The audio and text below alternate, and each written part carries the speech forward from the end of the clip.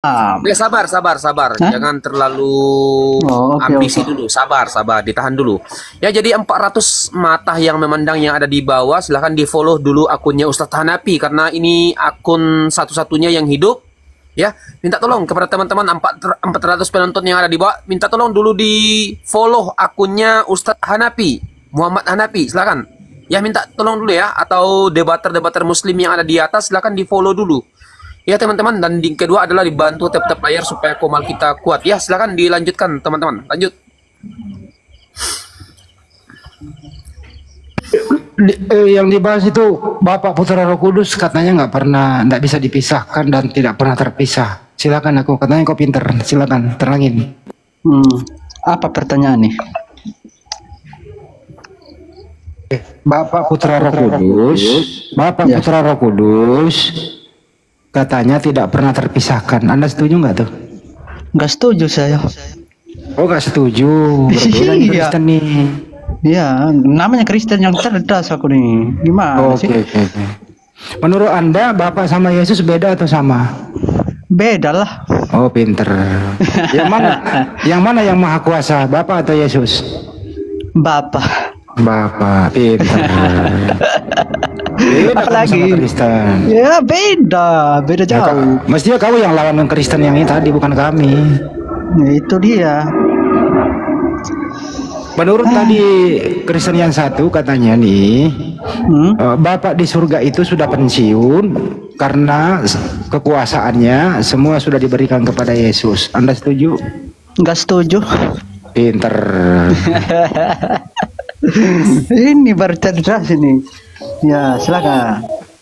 Anda ini konsep ketuhanannya apa? Tritunggal apa bukan? Memang Tritunggal sih. Tritunggal juga? Kayak sih itu Bang Andi.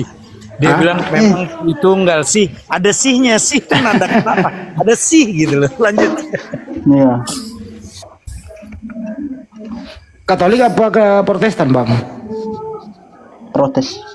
Protestan. Hmm. Anda tahu sejarah Protestan nggak sih? Ya tahu, nggak bisa dijelaskan semua. Terlalu panjang. Siapa tokoh Protestan menurut Anda? Ya kalau menurut saya sebenarnya ini awalnya Katolik gitu, karena dalam gimana? Iya, tokoh Protestan siapa? Seperti apa itu toko bang? Tokonya, bukan toko sembako, orangnya. Nggak usah bahas-bahas yang aneh-aneh bang. Kalau Tokonya saya kasih tahu Martin Luther. Martin ya, Luther saya itu tahu, tapi panjang ceritanya. Iya, dengerin dulu. Saya supaya kau juga punya ilmu nanti ditanya yang lain nanti gitu ya. Martin Luther itu protes kepada Katolik. Apa yang dia protes? Yaitu apa tuh namanya sertifikat semacam kertas yang harus dibayar untuk pengampunan dosa. Apa sih istilahnya di sana? Bener gak itu Bang Pelik? Itu nggak bisa. Itu yang diprotes. Nggak ada itu bayar-bayar kayak gitu. Itu yang diprotes bro. Intinya di situ. Pengampunan dosa, pengampunan dosa. Itu yang diprotes. Jadi sehingga dia menghilangkan beberapa data. Jadi tadinya 73 menjadi 66. Begitu bro, kira-kira ya. Ya seperti gitulah. Nah, itulah ya Protestan inilah yang dibawa oleh Belanda masuk ke Indonesia. Jadi yang membawa Protestan masuk ke Indonesia itu siapa? Seperti tadi itu Martin Luther. Bukan, tokohnya itu. Yang membawa Protestan masuk ke Indonesia siapa? Nggak tahu saya kalau yang bawa-bawa. Gitu. Belanda. Oh, Belanda. Caranya bagaimana membawanya? 3G, Gold, Glory, dan Gospel. Oh, nggak sampai situ saya. Caranya bagaimana lagi? Sambil menjajah, sambil merampok, memperkosa, membangun gereja, mengajarkan itu. Halo bang, bang. Ya. Lanjut, ada. Ini ke orang Protestan tapi nggak tahu sejarah Protestan. Kita nggak usah bahas yang itu sejarah itu. Yang kita pertentangkan tadi itu tentang Yesus dari mana bapaknya, mamanya gitu loh. Ini kalau lari-lari ke sini gimana ceritanya nih? Nggak jelas kan? Iya, kita bukan mengajarkan Terus tentang kamu Martin Luther. beragama Aku nggak bilang punya dari tadi ada dasar- Kristen. Ya. Gak usah pakai dasar-dasarnya. Kalau pakai dasar-dasarnya, ini yang kita mau ceritakan ini terlupakan gitu. Ini Ya kita udah anggap ya curhat. dasarnya aja dasarnya. Dia nggak ngomong sejarah. Gimana sih orang cerdas kok dilawan? Iya orang cerdas ini. Silakan dilanjut yang tadi itu. Gak usah lari ke mana-mana. Ya, menurut kamu bro, Yesus Cerdas apanya? nggak apa-apa, Ya. ikuti aja. Kita kalau orang mengaku cerdas kita hormati lah ya. Yesus, menurut kamu Yesus itu lahir tanggal berapa sih? Oh, kalau tanggalnya saya nggak tahu. Nggak tahu. Yang diperingati Anda 25 Desember siapa itu yang lahir? 25. Mungkin hari kelahirannya apa gimana nggak tahu saya. Orang cerdas kok pakai mungkin. Iya pakai mungkin lah. Nah, itu mah judul lagu mungkin karena itu stinky itu. Nggak usah lah tanya tentang lahirnya. Apalagi mau ditanya yang paling Yesus gampang itu. ya. Iya. Bang Yang Handi. gampang-gampang aja. Ya. Ya silakan. Satu-satu gimana aku mau jelaskan yang mana? Ini bang aku tadi kamu tapingan saya orang cerdas. Lo kok naik di sini kayak orang oon, ini kayak orang keluar dari rumah sakit jiwa sih. Jadi apa pertanyaanmu? Oke, sabar. Apa? Pertanyaanmu Ini, apa? ini ada nggak Kristen ini? Apa ini dua orang ini Kristen atau bukan ini? Bang siapa ini? Bang Melki, Islam Kau apa belum Kristen? tanya aku kok. Kamu diam dulu, Bang Melki. Islam apa Kristen? Mingguan Kristen. Oh Kristen. Bang Oke. Chen. Islam apa Kristen Bang Chen? Kristen, Bang Chen. Kristen. Oh Kristen. Oh Kristen. Siapa di antara kalian yang paling hebat ini dalam masalah Bible ini? Aku dulu satu-satu. Aku dulu belum kelar Oh sama gua Asia. aku dulu. Iya, oke, selesaikan Bang. Jadi Bang? Oke, yang lain diam dulu ya. Bang. Belum habis sama abang aku. Kenapa Ya, bahas dulu ya, Bible? Bang. Oke, ngantri. Abang-abangku bentar ya. Aku ini pintar loh, cerdas loh. Bang aku. Ya. Menurut Anda, Kita ini bahas Bible. Yesus itu mulia atau berdosa? Jangan gini. Mulia lah. Mulia. Ini aku gabungkan. Ini Aku sebenarnya ngomong lagi sih, ganggu aja nih abang nih. Diam dulu lah abang. Silakan Bang. Iya, diam dulu lah abang. Saya ngomong sama aku dulu. Iya. Oke, bagi. Oh jadi Yesus mulia ya bang aku ya. Ya. Boleh nggak orang mulia bang dibunuh bang?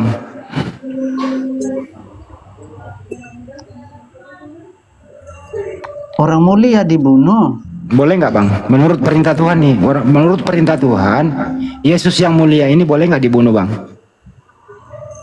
Ya namanya manusia boleh lah bang. Mulia gimana pun namanya manusia tetap dibunuh gitu. Sesuai perintah Tuhan, boleh nggak membunuh bang? Apa? Sesuai perintah Tuhan, boleh nggak membunuh bang? Nggak boleh. Tidak boleh. Iya. Sesuai perintah Tuhan, boleh nggak membunuh Yesus yang mulia bang? Itu Yesus kan datang untuk mati gitu. Saya nggak nanya itu. Nah, Katanya apa? pinter. Iya Dengerin silakan. dulu, jangan dijawab kalau nggak ditanya. Sesuai dengan perintah Tuhan, menurut kamu dilarang membunuh. Iya. Itu datanya jelas kok di Ulangan 23 nomor 7 gitu ya. Nah, sesuai perintah Tuhan, boleh nggak membunuh Yesus yang mulia ini? Itu kalau dibunuh itu nggak ada perintah itu bang. Katanya pinter kok, tinggal jawab boleh atau tidak. Kenyataannya itu boleh bang. Boleh, jadi perintah Tuhan boleh membunuh orang mulia gitu. Nggak ada perintah seperti gitu bang. Tidak ada perintah Tuhan boleh membunuh orang yang tidak bersalah. Iya. Perintah Tuhan itu tidak boleh membunuh orang yang tidak bersalah, itu perintah Tuhan. Iya. Di perintah Tuhan 10 perintah Tuhan dilarang membunuh, betul? Iya. Oke. Artinya dilarang membunuh Yesus, betul? Betul? Kok dilarang bunuh Yesus gimana? Kan perintah Tuhan dilarang membunuh. Iya dilarang membunuh. Nah, termasuk Yesus tuh dilarang membunuh oleh Tuhan. Orang yang bersalah tetap dibunuh gitu loh. Siapa yang berkehendak gitu? Tuhan lah. Di mana ada Tuhan boleh membunuh orang yang tidak bersalah? Tertulis di mana? Nggak ada Tuhan yang membunuh orang loh. Perintah Mencabut. Tuhan, bukan Tuhan yang bunuh, perintah Tuhan. Nggak ada. Ada perintah Tuhan, tidak boleh membunuh, betul? Betul itu. Nah, berarti perintah Tuhan tidak boleh membunuh, apalagi orang yang tidak bersalah, betul? Iya. Yesus punya salah nggak? Mungkin banyak lah gitu makan dibunuh.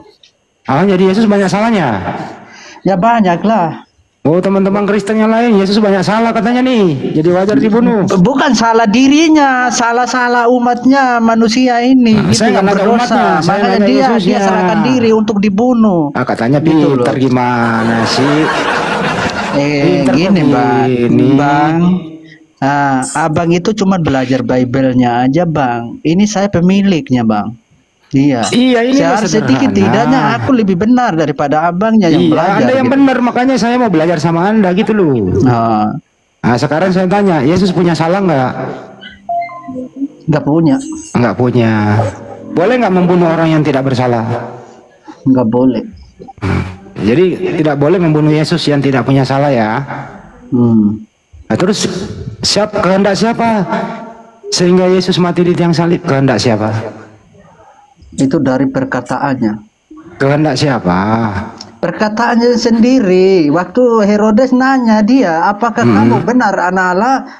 Seperti yang kau katakan. Mulai dari situlah maka dia ditangkap. Memang nggak ada yang suka, nggak ada yang suka dia itu. Ya, karena dia mengaku dirinya anak Allah gitu loh. Nih, dengerin. Orang yang berbuat jahat itu, orang yang berbuat jahat itu melanggar perintah Tuhan atau dirasuki oleh iblis? Yang mana yang benar? Dirasuki iblis lah bang. Iblis. Jadi tentara Romawi yang membunuh Yesus dirasuki oleh iblis, betul? Iya betul.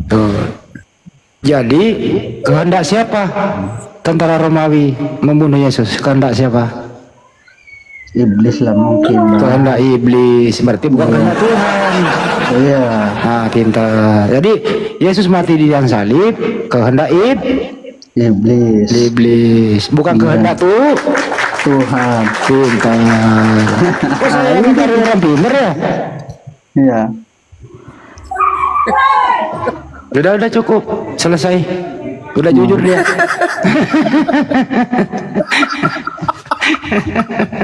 Gua kayak ngajarin anak anak SD.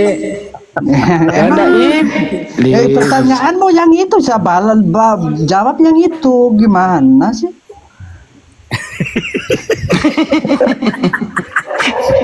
Gue minum sampai tumpah-tumpah ini. Parah.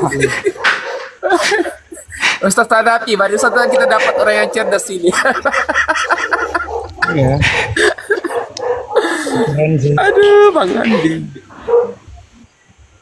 Udah ngaku dia Bang Handi, suami iblis. Jadi lanjut organ lain aja, lanjut organ lain. Cen. Apalagi mau dinanya, kalau ada lagi tanya lagi. jadi kesimpulannya adalah ya, yang membunuh Yesus di tiang salib itu atas kehendak Nah, itu dia. kehendak Ya, itu dia.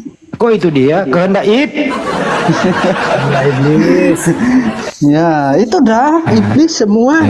Nah, Ya kan iblis. Berarti kalau ada orang yang pengen Yesus disalib, berarti sama seperti iblis. Ya sudah. Ya. Nah, sekarang aku nanya giliran sananya, Bang. Jadi Iblis. orang yang percaya penyaliban itu, Bang. dengerin dulu. Jadi orang yang Nah, percaya itu. aku dengerin dulu terakhir. Jadi orang yang percaya penyaliban itu satu selera dengan kehendak Ya. Please. Iya. Gantian. Jadi aku dan Anda dengan iblis Salah alamat. sama. Oh, apa sama salah alamat? Saya Selera Anda. ya gini, Bang. selera Salahnya dan itu dia kehendak membunuh, Anda, saya tidak dengerin. membunuh, Bang. Selera dan kehendak Anda sama dengan Ya gini, Bang. Iblis juga anak Tuhan, Bang. Oh buset dah, iblis anak Iya. Tuhan. Iya. Dia cuma langgar perintah Tuhan aja gitulah, Bang. Ya. Kalau memang iblis itu jahat, ngapain diciptakan gitu loh? Kalau bukan perintahnya yang dia langgar gitu. Saya jawab kalau ini pertanyaanmu bagus nih. Iblis itu diciptakan untuk mempengaruhi manusia berbuat jahat. Itu sudah makanya Yesus mati. Apalagi? Jadi kamu percaya hasutan iblis itu, kamu percaya. Jadi kamu dan iblis Beda aja. Nggak usah sama-sama gimana sih? Beda lah, beda jauh. Bang Andi. Wah, lagi lemas saya bang, gara-gara aku. Gara-gara saya semua ada. Padahal saya lengkap ini. Ditanya aku jawab yang tuntas, ditanya tuntas gitu loh. Gak ada neko-neko saya. Memang kerasukan setan semua orang yang bunuh Yesus itu. Padahal sudah tahu Yesus itu baik kok dibunuh. Ya itu dia. Ini memang iblis kurang ajar ya. Itulah ajarnya kurang gitu. Iya memang iblis kurang ajar. Orang tidak bersalah kok dibunuh. Bang Adi. Ya. Bang Adi, ini aku ini dia Kristen apa sih? Kristen iblis dia. Kok iblis lagi bawa iblis, mah? Tadi kau bilang iblis. Yang bunuh Yesus itu rasuk dari iblis gitu loh, Bang.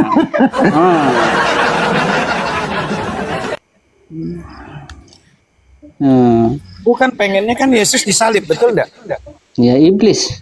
Seperti itulah rencana. Bang aku meyakini enggak dengan cara penyalipan itu?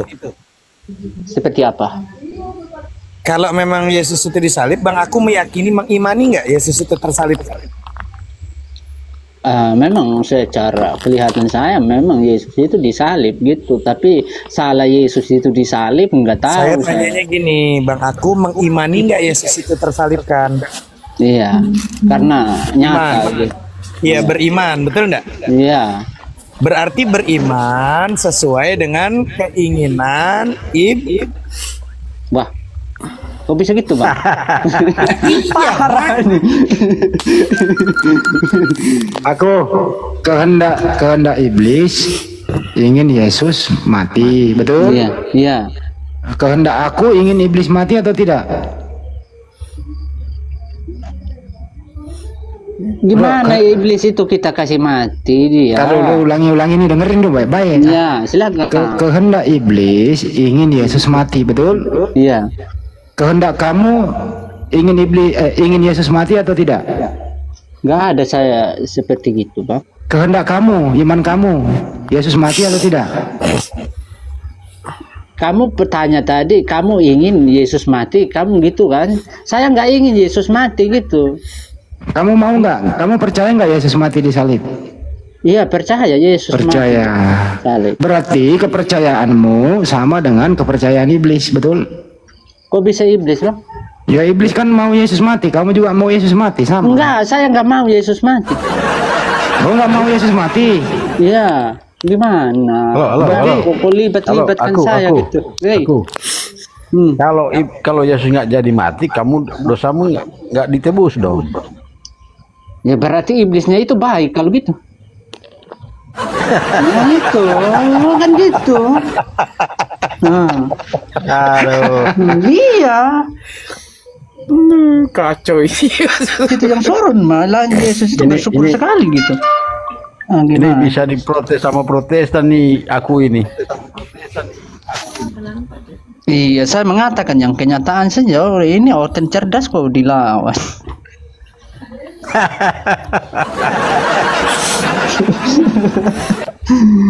Jujur itu penting. Ya. Apa ini itu kenyataan. Yang diprotes-protes itu yang benar dicarikan jalan apa nyasarnya sini sana gitu. Kalau jujur kan muslim pun nggak banyak tanya. Oh iya benar sudah gitu kan. Iya, ngapain yang benar dibikin-bikin nanti jadi salah. Bagus yang salah biar salah dari awal gitu. Jangan salah di ujung-ujung. Nggak mau sih. Ya, jujur itu penting. Kalau salah di awal gitu biar gak dilanjutin.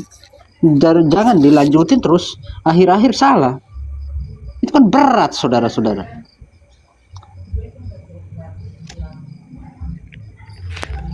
Saya mau nanya, bro. Kamu gejala awalnya apa sehingga begini? Hah? Gejala awal. Awal? Gejala awal maksudnya waktu kecil kamu pernah jatuh gitu? Waktu kecil. Pernah juga, Bang. Apanya yang kena? Kepalanya apa? Jatuh. Ya pasti kepala lah, Bang. Kepala. Masih terbawa-bawa. Bukan kepala. Paling kalau gak jatuh kepala, nggak seperti gimana jawaban. Masih traumatik sampai sekarang ya? Nggak ada. Ini orang ini. Hah? Gimana sih, saya mengakui Islam itu benar kok, malah saya gini dibikin permainan ini. Tapi ini anak masih bisa diobati nih. Obat apa lagi ini? Gak boleh diobat. Kan ya menurut Anda Yesus bukan Tuhan kan? Iya. Ya itu masih pinter dia. Iya. Yesus itu ciptaan kan? Iya. Nah, yang menciptakan Bapak di surga, betul? Iya. Nah, itu masih pinter dia.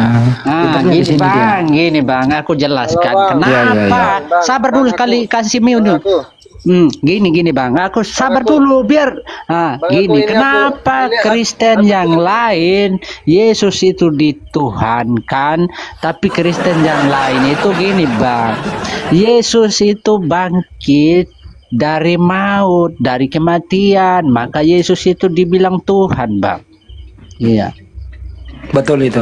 Iya. Itu datanya ada itu Roma 14 nomor 9. Nah, itulah makanya mereka itu Yesus itu Tuhan gitu loh. Tapi ya, jadi yang membuat Yesus Tuhan adalah Paulus, betul? Ya itu dia. Pinter dia nih. Jadi Yesus itu Tuhan buatan, betul? Iya, Yesus itu Tuhan buatan gitu. Nah, pinter dia ini. Ini dia. Ini dia. Bang, aku tanya satu dong. Ya. Andai kan 2000 tahun lalu, tarik seperti 2025 sekarang. Ya. Ada orang yang sudah posisi dituncepnya, ya, dibunuhnya, mati dia, terus nggak lama dia dikubur, ya, sehari, 2 hari, 3 hari, tiba-tiba dia bangkit dari kubur. Itu harus teriak Tuhan atau hantu? Oh, nggak usah tebak ke situ bang, nggak tahu saya itu. Ya, masa orang mati teriak Tuhan? Kan gak nyambung. Aku. Silakan. Kau ini Kristen apa yang lain? KTP Kristen yang lain. Kristen Protestan. Posisi di mana sekarang bang? Di mana alamatnya sekarang? Tanya amat ini kita bahas tentang apa belum selesai. Siapa tahu kita bisa ketemu bang, ngopi-ngopi bareng gitu. Bareng-bareng. Saya masih mampu beli kok bilang bareng-bareng. Abang luar Jawa apa di Jawa? Luar Jawa. Oh luar Jawa, ya udah. Iya. Yang jelas bukan di luar alam semesta ya. Kalau lihat dari logat ini dari Makassar ini. Aku ini dari Makassar ini. Jangan niru-niru bang, aku bukan dari Makassar, kok bilang Makassar pula. Bukan. Kalau nggak salah ini anak ini tinggalnya di Burundi nih. Gak ada yang tahu saya punya ucapan ini bang. Iya, rumit kali. Masih sering ke gereja bang? Oh tidak pernah bang. Karena nggak ada di yang dalam kitab itu yang tertulis pengikut Kristus itu harus ke gereja, nggak ada bang. Disuruh berdoa adalah. Gitu aja. Bang, menurut Anda itu ajaran Islam menurut Anda gimana? Kalau menurut Islam saya nggak banyak ngomong, saya cuma percaya Allahnya aja. Kalau yang lain-lain nggak percaya, itu aja saya. Kalau Anda mendengarkan suara azan, terganggu nggak kuping Anda atau bagaimana?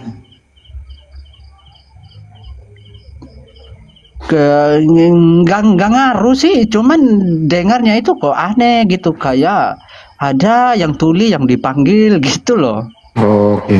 Karena tidak tahuan. Iya. Azan itu bukan memanggil Tuhan, tapi memanggil orang untuk menyembah Tuhan. Itu ya. Nah gini bang, ya. Saya ini ibuku pernah cerita. Saya kan lahir subuh. Setelah ibumu itu perempuan ya? Gimana kamu nih? Mau cerita apa enggak? Iya mau. Saya mau cerita ini kisahku ini loh gitu. Susah juga ini. Udah terusin. Makanya kalau diterusin itu jangan dihalang, biar lanjut gitu. Iya. Kalau seperti gitu seolah-olah gak diizinkan untuk melanjutkan gitu. Ya gimana? Terusin. Ya terusin Bang. Udahlah gak bisa dilanjut. Jadi kamu dilahirkan subuh. Ya. Subuh itu hujan apa mendung? Kau cerita tentang azan tadi, makanya aku cerita. Gimana sih? Aku lahir itu waktu keluar saya itu disambut dengan azan itu loh. Itu cerita ibuku. Gak ada. Berarti ibumu Muslim. Yo. Saya itu kok bisa anak ini keluar dari rahim ibu saya langsung teriak gitu seperti apa tadi itu azan gitu loh, kan lahir subuh saya ya gitu loh Bang. Makanya kadang-kadang juga gimana ini di mana benarnya ini, kadang aku bertanya seperti gitu Bang. Ya. Bang aku subuh berapa rakaat? Apa nggak ngerti itu Bang. Subuh. Kalau saya aslinya bukan Muslim Bang, Kristen saya. Ya, Kristen, jangan ditanya itu. Iya, kalau ditanya seperti ya, cuman aku cerita aja kisahku ini loh Bang. Ya, yang ngeri, lahir di Kristen, kok keluar saya kok azan pula yang sambut gitu loh.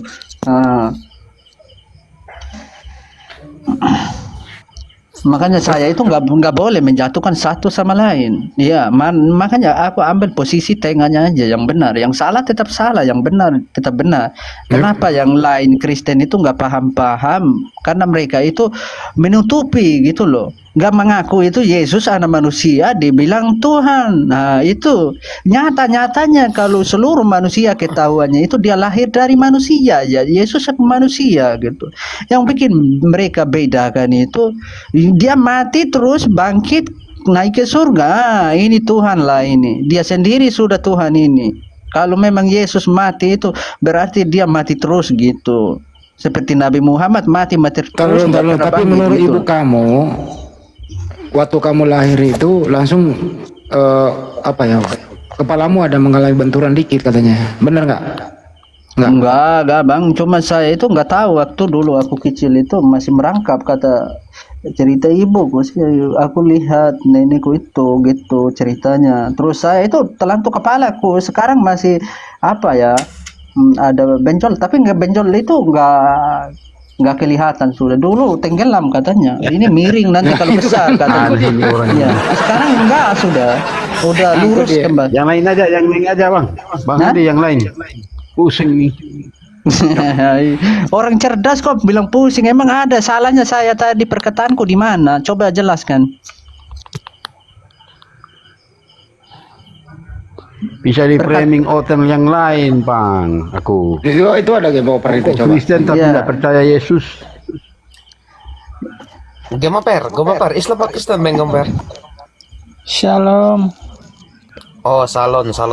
Oke ya. Nah, lu diskusi aku sama game over ini. Aku mau bertanya. Ya. Aku mau bertanya. Ya, Duluan mana ada tanahnya Yahudi atau Al-Quran? Duluan mana tanahnya Yahudi? Apa hubungannya tanah sama Al-Quran ya? Pertanyaan nggak nyambung ya Bapak.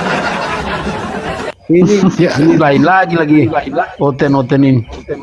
Nggak apa-apa, cuma pertanyaannya aneh, tanah sama Al-Quran dibandingin gitu loh, kan nggak apple to apple. Tanya dulu dia ngerti nggak apa yang ditanya gitu Bang Handi. Tanya dulu dia ngerti nggak apa yang dia tanya gitu. Kayaknya enggak deh, kecuali Torah kali sama Al-Quran ya duluan Torah lah. Tanah. Karena Nabi Musa duluan. Tanah. Pertanyaanmu kan nggak apple to apple bro. Kok nggak apple to apple? Tanah itu kan kitabnya Yahudi. Ya, apa masalahnya? Kenapa? Tanya aja balik mana, Bang Handi. Duluan mana ada Maria sama Yesus? Itu tanya dulu. Duluan mana ada tanahnya Yahudi atau Al-Quran? Al-Quran itu nggak bisa dibandingkan dengan tanah. Bukan tanah. Patma. Al-Quran itu nggak apple to apple dengan tanah bro. Kan Al-Quran kitab suci, tanah bukan kitab suci. Torah, Nevi'im, Ketuvim, apa? Maksudnya tanah kali. Tanah. Tanak. Oh, tanah. Ngomong tadi tanah. Ini Ustaz pura-pura nggak tahu. Kau bilang tadi tanah, gitu loh. Torah, Nevi'im, Ketuvim. Ya, Nah, Tuhan duluan mana? itulah. Duluan itu. Oke, tumbennya cepat sekali dijawab. Tadi saya ke room lain, aduh nggak dijawab selama 1 jam.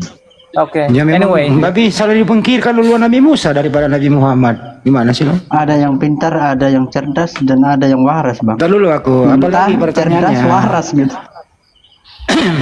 oke. Duluan mana kalau begitu saya tanya balik dulu. Duluan mana Tanak daripada Bible? Ya Tanak lah. Udah pintar. Oke, sekarang jadi kayak gini. Pertanyaanku adalah kenapa nabi-nabi di kitabnya orang Yahudi tiba-tiba muncul di Al-Quran di abad ke-6?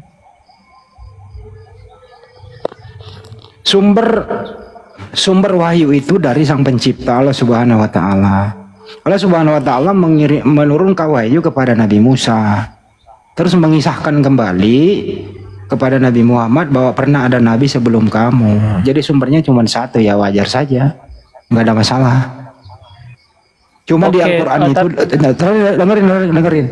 Cuma di Al-Quran itu turun untuk mengoreksi, untuk meluruskan kebiadaban penulis yang mendiskreditkan, yang menista para nabi sebelumnya. Contoh, Nabi Daud dikira berzina, Nabi Lot mensinahi anaknya.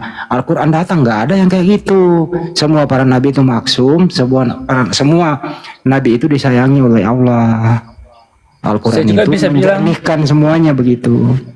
Saya juga bisa bilang Al-Quran apa hadis itu memfitnah Al-Quran. Saya juga bisa bilang begitu kan. Coba kau terangkan sama saya hadis memfitnah Al-Quran di mana datanya? Misalnya apakah Rasul? Jangan bertanya. Kamu baru berstatement, kau harus buktikan. Jangan bertanya. Ini nih baginda Rasulullah dimuliakan di Al-Quran, tapi ketika di hadis dituduh, difitnah, meniduri, menikahi anak kecil, disihir, kena sihir kayak gitu. Di Al-Quran nggak ada kayak gituan. Al-Quran itu beda dengan hadis itu. Nih dengerin ya. Hadis itu diamnya Nabi, perkataan Nabi, ucapan Nabi, cara Nabi mengajarkan. Jadi beda antara Al-Quran. Al-Quran itu kitab suci. Hadis itu ya kisahnya Nabi, beda. Jadi iya, tapi kenapa semua aktivitas Nabi ditulis di situ. Ya, kenapa baginda Rasulullah dimuliakan di Al-Quran, tapi ketika di hadis difitnah macam-macam? Ya kan orang memfitnahnya, bukan Tuhan yang fitnah. Oh, jadi baginda Rasulullah tidak pernah menikahi anak-anak di bawah umur? Enggak tuh, enggak ada. Itu enggak valid datanya. Oke. Ya udah, kita kembali ke topik tadi yang mana? Oke, pertanyaanku adalah sejak kapan Elohim Yahweh yang disembah nabi-nabi Yahudi berubah menjadi Allah SWT? Enggak ada Elohim berubah jadi Allah, enggak ada. Datanya di mana berubah? Kan tanah kan datang sebelum Al-Quran. Ya biarin aja mereka menyembah Elohim. Kita punya Al-Quran Islam, enggak ada urusan. Ya mereka kan datang 500 tahun 1000 tahun sebelum Al-Quran. Ya mereka duluan datang, mereka duluan datang, tapi kami nggak berkiblat ke situ. Kami punya Islam, kami punya Quran sendiri. Kamu aja yang nyolong kitab orang. Iya, tapi kan kami nggak mau merubah Tuhannya jadi dari Elohim Yahweh ke Allah SWT. Ya, terus Tuhanmu siapa? Tuhan yang disembah Musa. Siapa namanya? Tuhan yang disembah Musa, Tuhan Bani Israel. Siapa namanya? Tuhan yang disembah Musa. Ya siapa gak namanya? Penting namanya. Yang penting Tuhan yang disembah Musa nggak berubah. Iya, siapa nama Tuhan yang disembah Nabi Musa? Elohim Yahweh. Oke, siapa nama Tuhanmu? Elohim Yahweh. Jadi Yesus bukan Tuhan. Yesus adalah Mesias yang diutus kepada Bani Israel. Berarti Yesus bukan Tuhan, dia utusan ya? Dia Tuhan juga. Tuhan utusan. Kamu buat bener lu ah. Ya Tuhanmu ada berapa? Ada satu. Siapa namanya kalau satu? Yesus Yahweh Elohim. Yesus Yahweh Elohim itu berapa nama lu sebut itu? Kacau kamu yang parah dari aku panjang, Bang. akhir di kereta kan Bang Andi. Banyak minum nih orang. Lebih Yahweh parah kalau Elohim itu daripada aku. Yahweh Elohim itu nama Yahudi, nama kunonya, nama Yahudi kunonya. Nama Yesus itu nama modernnya. Ya, Yesus itu anak Manusia. siapa? Yesus itu anaknya siapa? Dia turun dalam melalui rahim Bunda Maria. Oke, berarti Tuhanmu adalah anaknya Maria, betul? Maria adalah utusan Yesus. Maria utusan Yesus. Kacau ini satu ini Maria utusan Yesus. Wih, kok kasih malu saya lagi ini teman, bahaya benar ini. Ajarin dia, aku ajarin dia.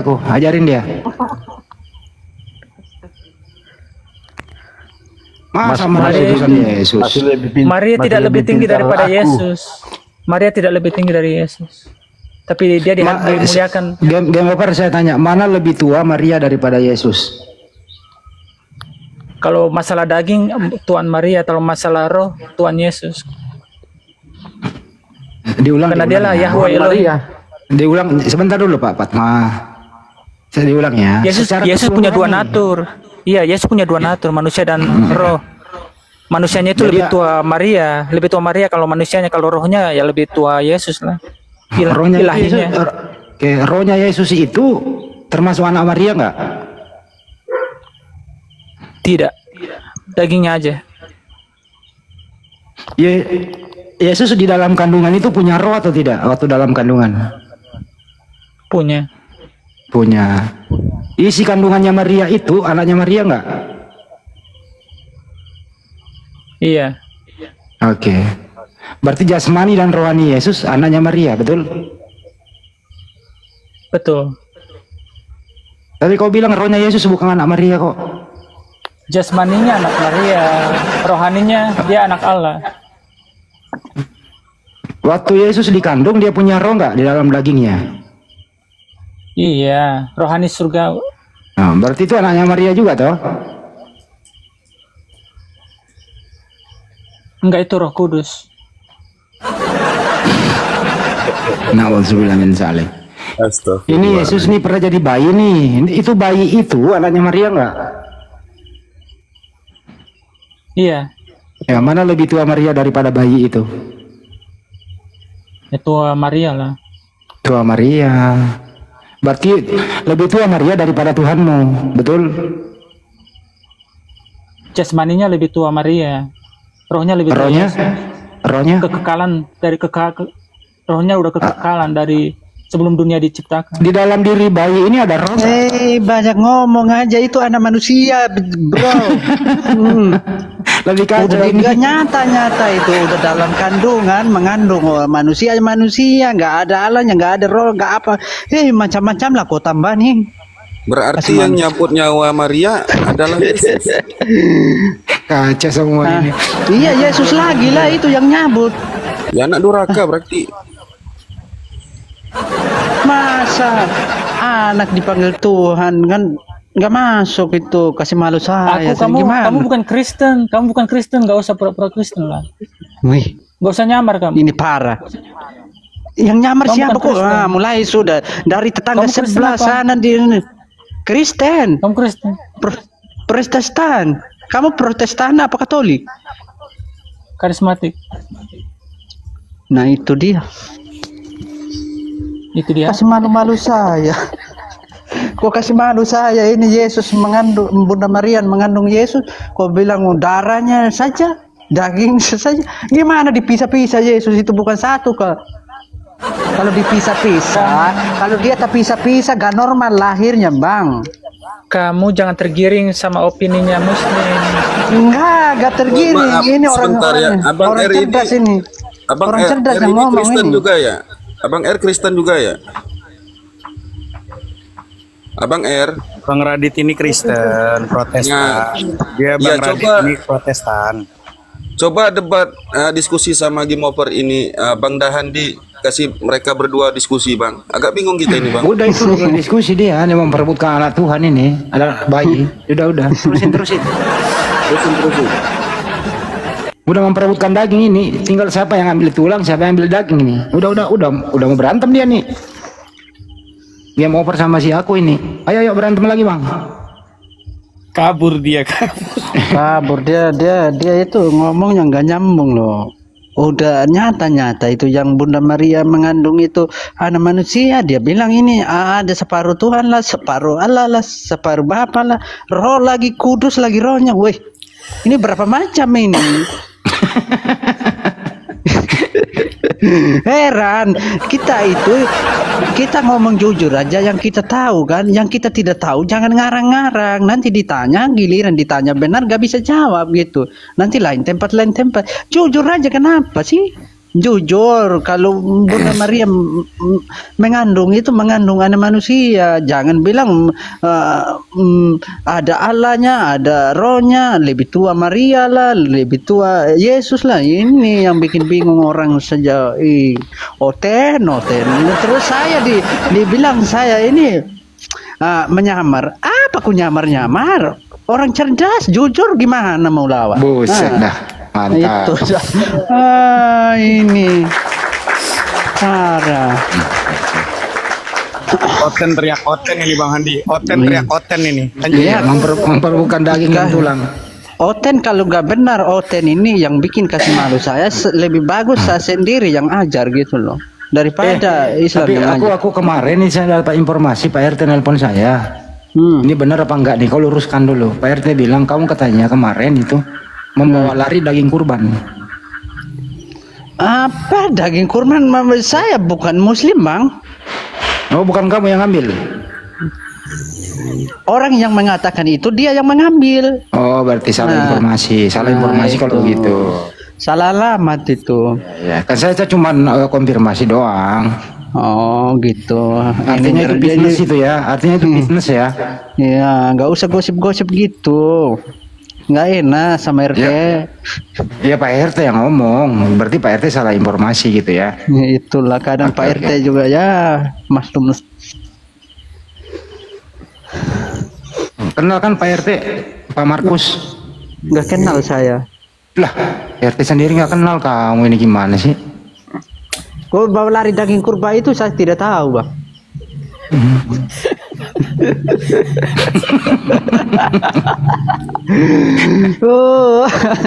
Bang Rohim, selamat malam Bang Rohim. Kasih naik Oten lagi di bawah ini biar saya ajar mereka kasih Bang paham. Rohim, Islam Pakistan, Bang Rohim.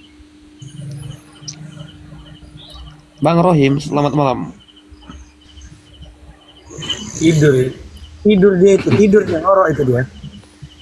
Terus Ustaz Hanafi, terus kabar dari Pak RT itu kemarin tuh salah ya Ustaz ya? Salah berarti itu. Bang Radit berarti bukan kabur, cuman dia itu posisinya waktu kurban itu kenapa Bang Radit nggak jadi kurban? Kan Tuhan dikurbankan itu. Pokoknya Oten yang lain ini nggak beres otaknya bang. Benar, mereka itu nggak mau mengatakan yang benar-benar gitu loh.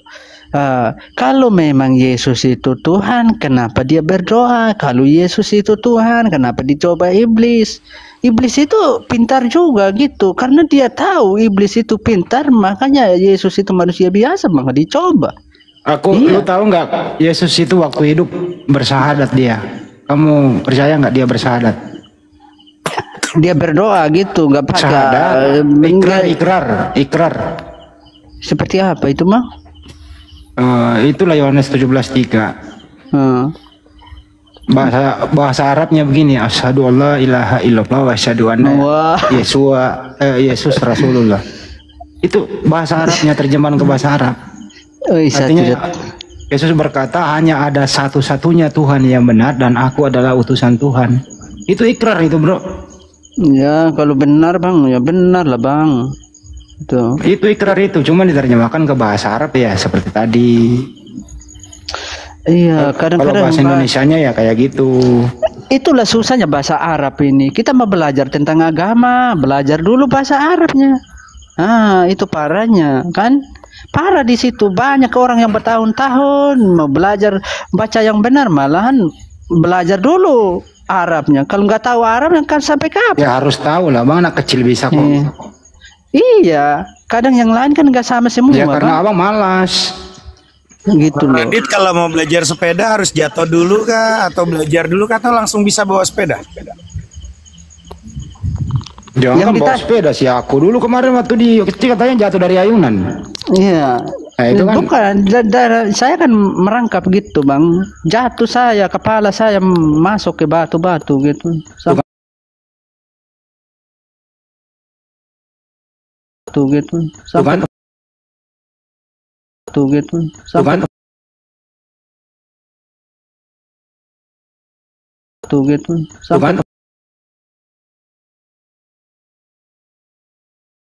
gitu. Sampai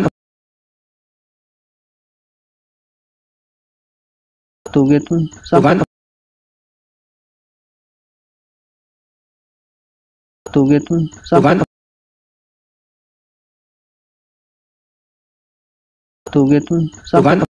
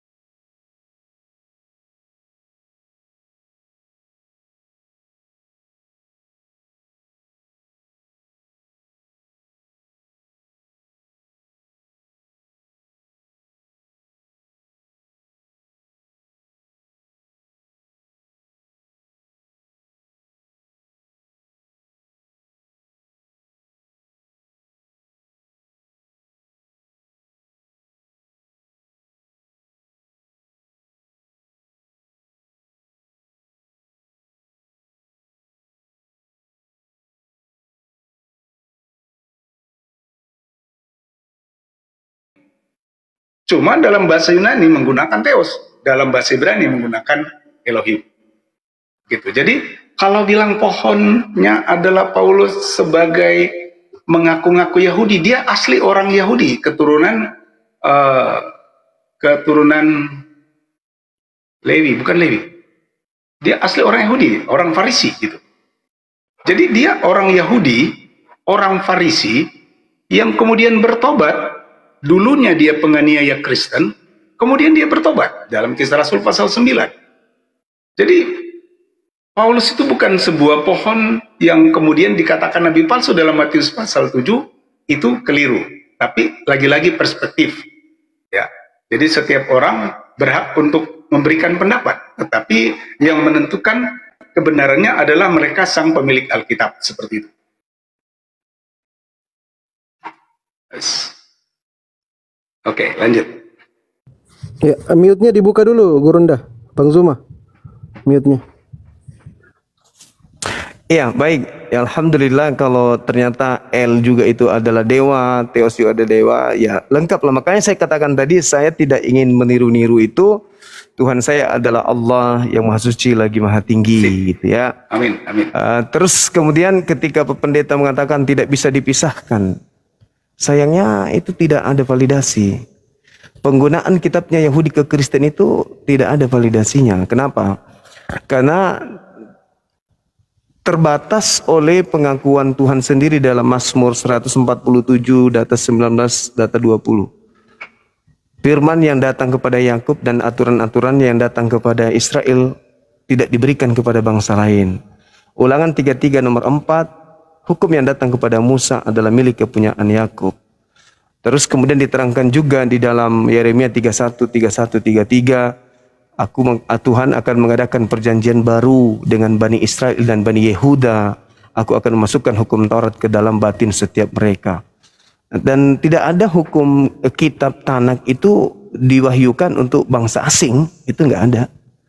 Tidak ada datanya. Ini bermula dari sejarah yang panjang ketika Kaisar Ptolemy II meminta kepada beberapa rabi Yahudi untuk menerjemahkan kitab Taurat ke dalam bahasa Septuaginta untuk diberikan kepada orang-orang Yahudi yang hidup di tengah-tengah Mesir, Alexandria. karena mereka sudah tidak mengerti bahasa Ibrani. Maka kitab Tanakh itu, Taurat ini diterjemahkan kemudian oleh rabi-rabi ini untuk orang-orang Yahudi yang hidup di Mesir, Alexandria. Jadi bukan untuk orang Kristen, bukan untuk Roma. Nah, saya kira begitu Pak Pendeta. Nah, lagi-lagi ketika berbicara mengenai konsep keselamatan tadi, kalau Pak Pendeta kemudian mengatakan itu tidak bercerita tentang pohon, sayangnya di situ bercerita pohon. Cerita pohon itu jelas sekali diceritakan di sana. Tidak mungkin pohon yang baik itu menghasilkan buah yang baik, buah yang tidak baik. Begitu juga sebaliknya, ketika berbicara mengenai buah pohon yang baik, tidak mungkin membuahkan pohon yang tidak baik, buah yang tidak baik. Jadi di situ Yesus mensinkronkan pohon baik, hasilnya baik. Yes. Pohon yang buruk, buahnya buruk. Ternyata buah dari nabi palsu memanggil aku Tuhan.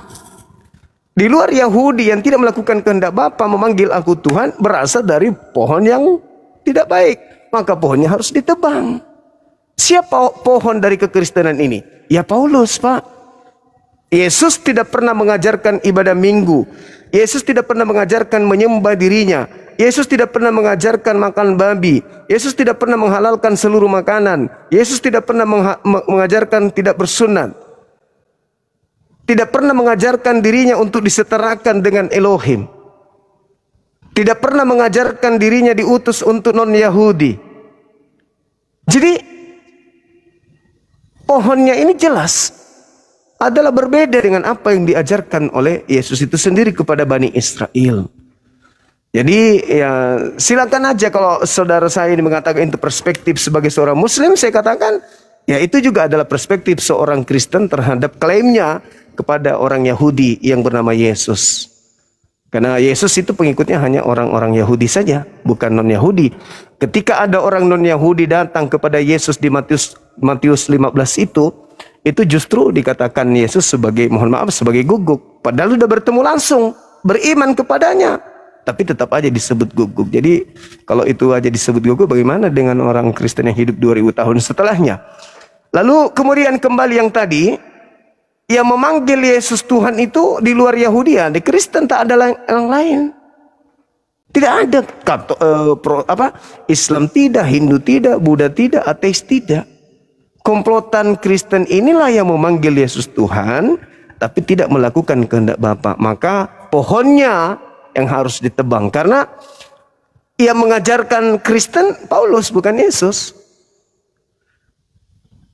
Kalau Kristen ini adalah pohonnya Yesus, maka sudah pasti orang Kristen tak ada. Yang ada hanya Yudaism. Seperti itu, Bang. Ya, lagi-lagi itu perspektif, Bang. Perspektif. Gitu. Karena Paulus itu dia seorang, kalau digambarkan pohon itu pohon yang baik.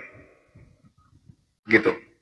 Karena ternyata penduduk dunia itu orang Kristen itu 2,7 miliar, di atas dari Muslim. Itu. Kalau dia pohon yang jahat, pohon yang buruk, hasilnya buruk. Ternyata tidak buruk, Bang. Hasilnya baik. Ya. Gitu. Jadi perspektif, nggak ada masalah. Kita tidak persoalkan itu, karena itu perspektif. Oke. Jumlah banyak, ya kuantitas itu tidak mencerminkan baik, tapi yang mencerminkan baik itu ada kualitasnya.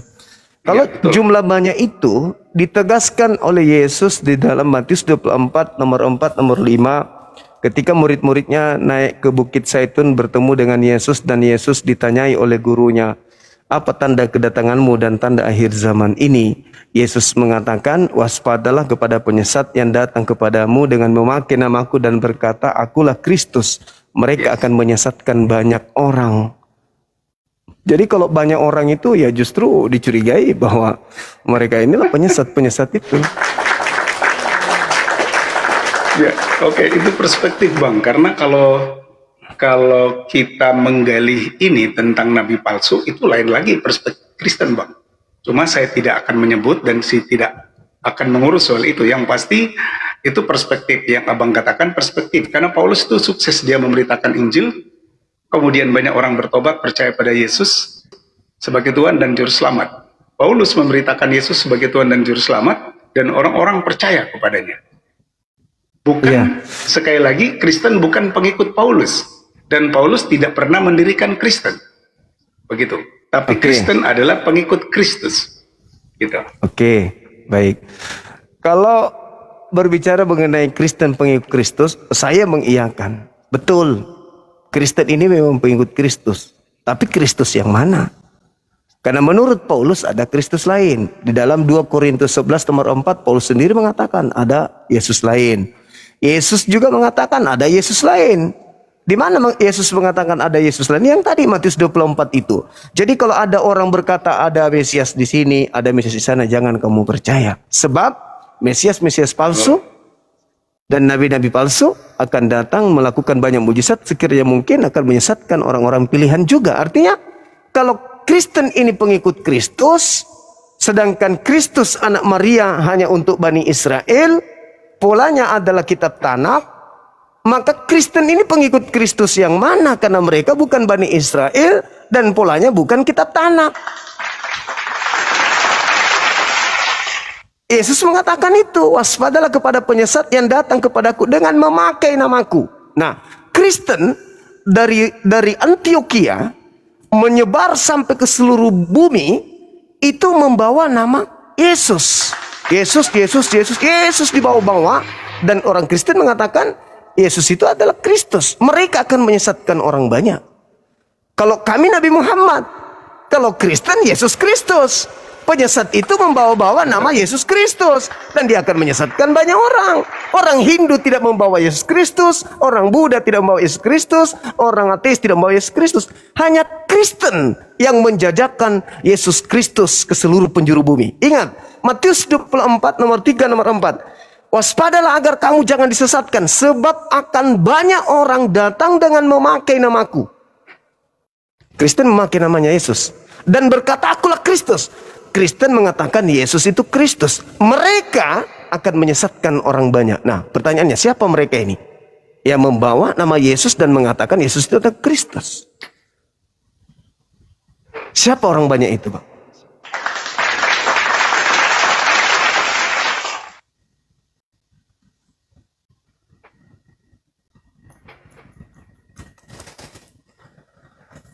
Silakan. Oke, saya tambahkan sedikit ya. Jadi Bang,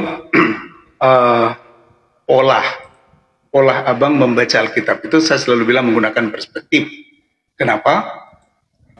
Karena Abang membenturkan antara Yesus dengan Paulus. Nah, kalau pengikut Kristus, Kristus cuma satu. Kalau ada dua, berarti yang satu palsu. Nah, Kristus yang dimaksud adalah Yesus yang diurapi. Kristus atau Mesias artinya Yesus yang diurapi. Begitu. Jadi Kristen pengikut Kristus ialah Yesus Kristus. Bukan Yesus orang Korea, bukan. Bukan Kristus palsu, bukan. Kalau Yesus bilang, Matius 24, 1, 2, 3 itu, orang waspadalah, karena di hari-hari orang akan datang menyamar seperti domba, dia membawa namaku. Ada orang-orang yang menggunakan nama Yesus, tapi tidak melakukan kehendak Yesus. Ada banyak gitu ya, banyak. Nah, itu yang kita maksud tadi adalah Yesus mengatakan waspada. Nah, ajaran-ajaran yang benar berdasarkan Alkitab, orang-orang yang percaya pada Yesus sebagai Tuhan, dia melakukan kehendak Bapa. Nah, kalau bicara kehendak Bapa, kembali lagi, tidak hanya berkutat pada Taurat itu, yang mata ganti mata, gigi ganti gigi, sunat, ibadah Sabat hari Sabtu dan sebagainya, tidak berkutat pada itu saja. Begitu. Orang Kristen juga banyak yang disunat, Bang. Tapi sunat itu bukan lagi ajaran yang berhubungan, karena sunat itu berhubungan dengan kebersihan fisik. Yang sunat juga nggak ada masalah. Begitu. Jadi apa yang diajarkan Yesus itu diajarkan oleh Paulus. Makanya Tuhan bilang hati-hati, di akhir zaman ada banyak penyesat yang memakai namaku. Begitu. Itu sebabnya saya selalu bilang begini, Bang. Yesus dengan Isa itu berbeda untuk menjaga nama baik masing-masing. Begitu. Yesus itu adalah Tuhan sesembahan orang Kristen, Isa itu adalah nabi dan rasul dalam Quran, dan kita hormati itu. Saat kemudian kita mencoba mengatakan bahwa Yesus itu sama dengan Isa, maka kita akan salah menempatkan posisi yang sesungguhnya. Gitu. Oke, sedikit saya memberikan analisa ya, Pak Pendeta. Ketika Yesus, Nabi Rasul Bani Israel ini dicobai oleh iblis. Di situ iblis ingin disembah. Kata iblis di dalam Lukas 4, Yesus, kalau kau menyembah aku, segala kuasa langit dan bumi akan kuberikan kepadamu, sebab aku berhak memberikan kepada siapapun yang aku kehendaki. Jadi yang ingin disembah di sini adalah iblis. Adakah Kristus anak Maria ini ingin disembah? Tidak ada. Lalu keinginan siapa yang kemudian datang kepada Kristen-Kristen, saudara-saudara saya ini, agar menyembah kepada oknum yang mengaku Kristus di padang gurun? Adakah Yesus menginginkan itu? Tidak. Adakah iblis menginginkan disembah? Ada. Adakah Kristus palsu menurut Yesus? Ada. Kata siapa? Kata Yesus. Sebab Kristus palsu akan datang dan menyesatkan banyak orang. Kan itu poinnya. Waspadalah. Betul. Ada Yesus palsu, ada Kristus palsu. Yesus yang asli mana mau dia disembah? Mana mau? Gak mau. Sedangkan Bapak Pendeta dengan lisan Bapak percaya diri mengatakan, ya Yesus itu adalah Tuhan kami. Siapa yang menginginkan Yesus dituhankan? Yesus anak Maria enggak. Tetapi adakah indikasi menurut lisan Yesus bahwa akan ada penyesat yang datang dengan memakai namanya dan berkata dia adalah Kristus dan menyesatkan banyak orang? Adakah? Ada. Maka muncul buahnya, memanggil Yesus Tuhan. Nah, sekarang kita analisa. Saya seorang pendeta bermujizat misalnya dalam nama Yesus, yang kupanggil adalah Yesus. Orang itu sembuh. Saya melakukan mujizat seperti pendeta Rusuli Lubis, Andi Simon, bermujizat pakai nama Yesus. Tapi kenapa kemudian Yesus mengatakan pada hari terakhir nanti banyak orang memanggil aku Tuhan, bermujizat, bernubuat, mengusir setan. Tapi aku mengatakan, enyahlah daripadaku, engkau semua pembuat kejahatan. Aku tidak mengenal. Berarti panggilan Yesus Kristus yang mereka lakukan itu siapa? Yesus yang mana? Kristus yang mana? Sebab Kristus mengatakan, aku tidak mengenal mereka. Enyahlah daripadaku, kalian semua adalah pembuat kejahatan. Jadi ketika pendeta memanggil nama Yesus, dalam nama Yesus, kok Yesus tidak mengenal kalian? Berarti ada Yesus lain yang merasa dipanggil pada saat itu. Siapa dia?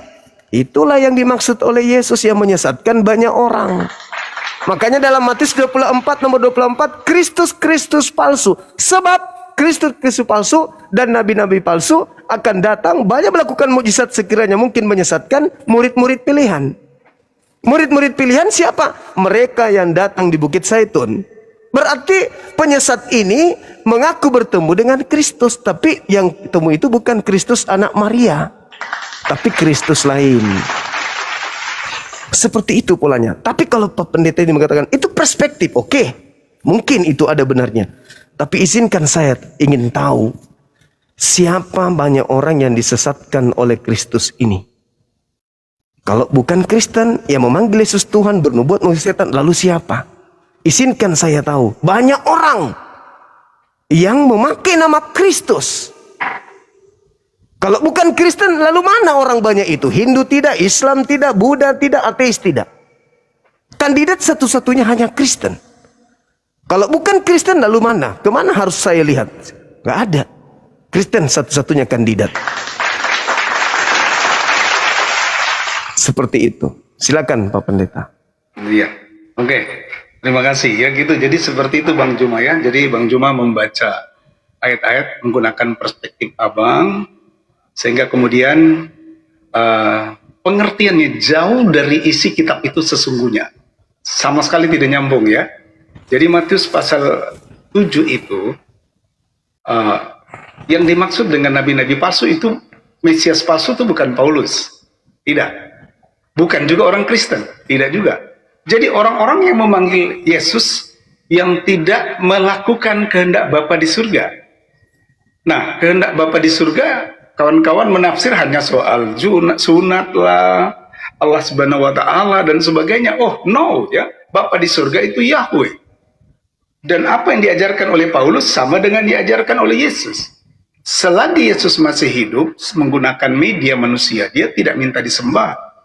Bahkan makanya ketika dia dicobai di padang gurun, iblis bilang, kalau kamu sujud menyembah padaku, semua kuberikan padamu. Yesus dengan tegas bilang, hanyalah engkau, sebab hanya kepada Tuhan saja engkau harus menyembah.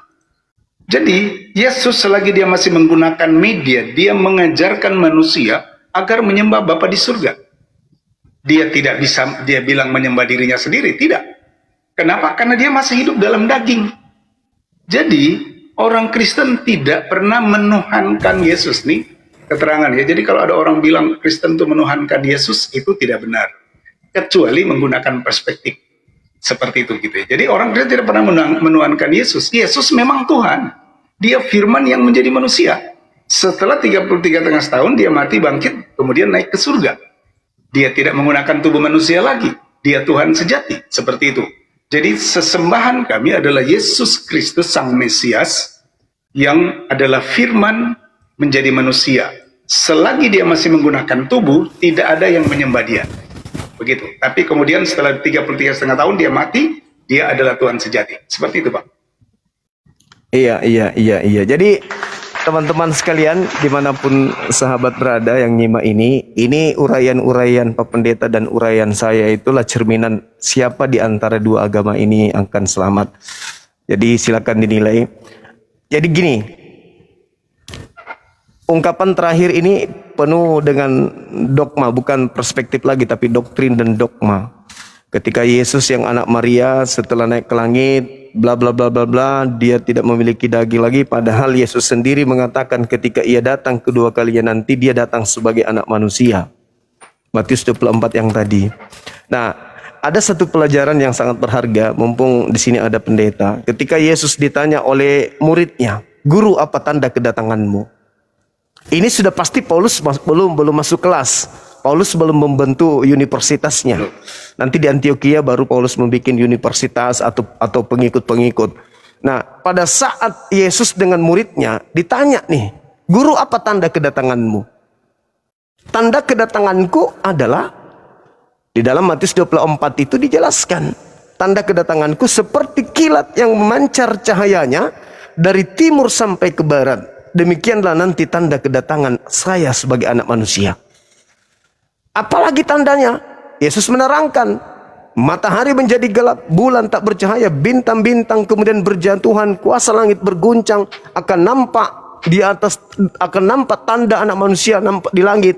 Manusia semua akan meratap dan semua manusia akan melihatnya. Itu tanda kedatangan Yesus. Kalau yang asli, sayangnya yang datang kepada Paulus itu tidak diikuti oleh tanda-tanda tersebut.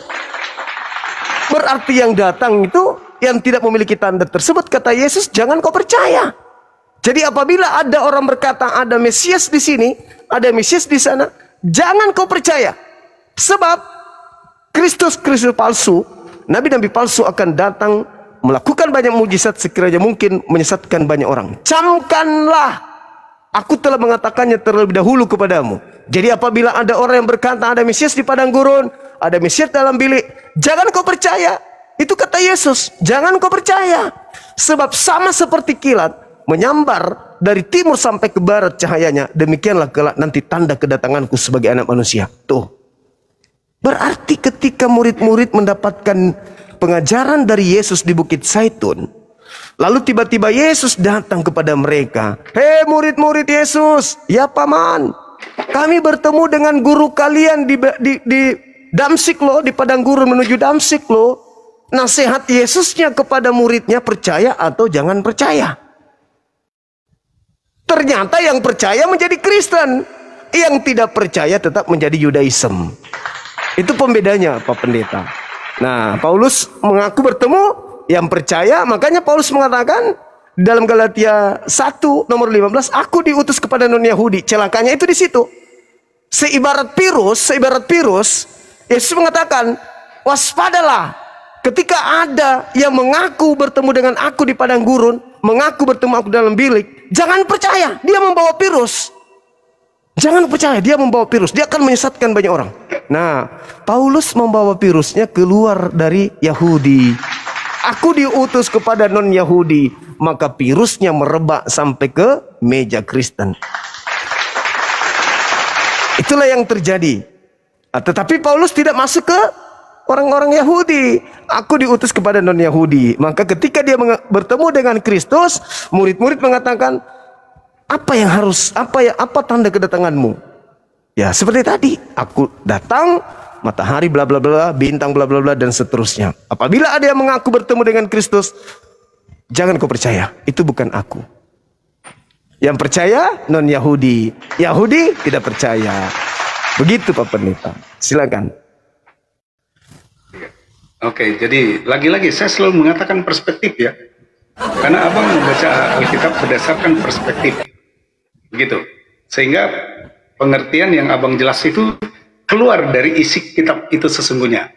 Nah, Yesus berkata kedatangan dia seperti kilat. Itu pada hari kiamat, Bang. Bukan pada saat dia bertemu dengan Paulus. Yesus itu maha kuasa, dia Tuhan. Dia bisa bertemu dengan siapa saja. Makanya ada orang-orang yang bertobat ketika dia mendapat mimpi atau dapat penglihatan. Tapi itu kesempatan pribadi bagi seseorang. Jadi saya juga tidak percaya, Bang, kalau ada orang bilang begini, oh di pasar sana atau di gedung sana ada Yesus. Saya nggak percaya gitu. Tapi Yesus bisa menampakkan diri secara pribadi. Banyak orang-orang yang bertobat karena mereka berjumpa dengan Yesus secara pribadi. Itu baik dalam mimpi atau ketika dia sedang doa di tengah malam, kemudian dia mendapat penglihatan. Nah, Yesus bisa datang kapan saja dalam misi penyelamatan. Begitu. Tetapi nanti di kemudian hari, pada hari kiamat, dia datang seperti kilat. Set. Gitu. Seperti itu, Bang. Jadi Paulus tidak pernah dan kemudian murid-murid yang lain seperti Petrus itu ya khusus kalangan orang-orang Yahudi. Nah, Tuhan memilih Paulus untuk bangsa non-Yahudi. Jadi kalau abang bilang tadi Paulus itu membawa virus, waduh. Tapi nggak apa-apa, itu perspektif, kita tidak persoalkan. Karena selalu saat orang membaca Alkitab menggunakan perspektif yang lain, tidak menggunakan perspektif Kristen, maka dia akan mendapatkan pengertian yang bertolak belakang dari pengertian kitab itu sesungguhnya, Bang. Itu. Tapi tidak ada masalah bagi saya, setiap orang bisa menyampaikan, kecuali ya kalau saya tidak berani gitu. Tidak berani membaca Al-Quran dan kemudian menggunakan perspektif saya, lalu saya ngomong sana sini tentang ayat ini begini, ayat ini begini. Lihat tadi, saya hanya tanya tentang kata Nabi, aku pun tidak tahu. Waktu abang jelaskan, kan saya tidak bantah. Kemudian tentang orang Kristen sama orang Yahudi menjadi tebusan untuk orang Islam, saya juga tidak bantah. Karena sepintar-pintarnya saya tentang Quran, abang pasti lebih pintar, karena abang pemilik Quran. Itu sebabnya diskusinya seperti ini. Saya bertanya tentang keselamatan dan abang menjawabnya. Abang bertanya dan saya menjawabnya tanpa membuat sebuah tuduhan atau semacam apa gitu. Tapi lagi-lagi saya katakan gak ada masalah. Bagi saya bahwa orang-orang yang membaca Alkitab yang benar-benar mendapatkan pemahaman hanya ketika dia memiliki Roh Kudus. Roh Kudus memimpin, kemudian dia memahami secara benar. Tetapi memang kitab suci itu kan unik sekali, Bang. Kitab suci itu tidak semuanya bisa dimahami dengan akal. Gitu. Jadi kitab suci itu unik sekali. Ada kalimat ayat-ayat yang memang sulit untuk kita pahami dengan akal. Kitanya, kalau bagi kita orang Kristen membaca Alkitab, berdoa minta hikmat dari Roh Kudus, sehingga saat kami membacanya, kami dapat mengerti sesuai dengan isi makna daripada ayat itu sendiri. Kira-kira begitu. Oke, baik, saudara saya banyak yang saya saya hormati. Ada 12K ini, Bang. Iya. Jadi ketika saudara saya, pendeta Jam saya 11, Bang, ini sekarang. Oke, mungkin Pak Pendeta mau rehat, boleh kalau mau istirahat? Ya, nggak apa-apa Pak Pendeta kalau mau istirahat, karena tadi saya lihat ini. Iya, mungkin narasi terakhir lain kali sudah, lagi boleh. Iya betul. Narasi terakhir jadi sudah begini, kita masuk ranah iman tadi. Closing statement ya. Iya, silakan. Oke, jadi mungkin kalau mungkin saya dulu closing statement ya. Biar adil. Oh ya, silakan. Boleh. Silakan. Karena saya yang mulai tadi. Oke, baik. Iya. Jadi kalau di dalam ajaran agama Islam, tadi di awal saya mengurai konsep keselamatan itu beriman kepada Allah, beriman kepada para nabi, beriman kepada kitab-kitab, pada rasul yang diutus oleh Allah, kemudian beramal soleh, menjalankan perintah, utamanya sholat. Maka orang-orang yang sholat dalam Al-Quran surah Al-Mu'minun, mereka adalah orang yang mewarisi surga Firdaus. Nah, untuk mengetahui tolak ukur kebenaran daripada apa yang Allah uraikan di dalam Al-Quran, ini sebagai penggiat apologet pembela Islam berhadapan dengan saudara saya pendeta dan netizen yang ada di YouTube dan juga yang ada di TikTok, tentu apa yang saya uraikan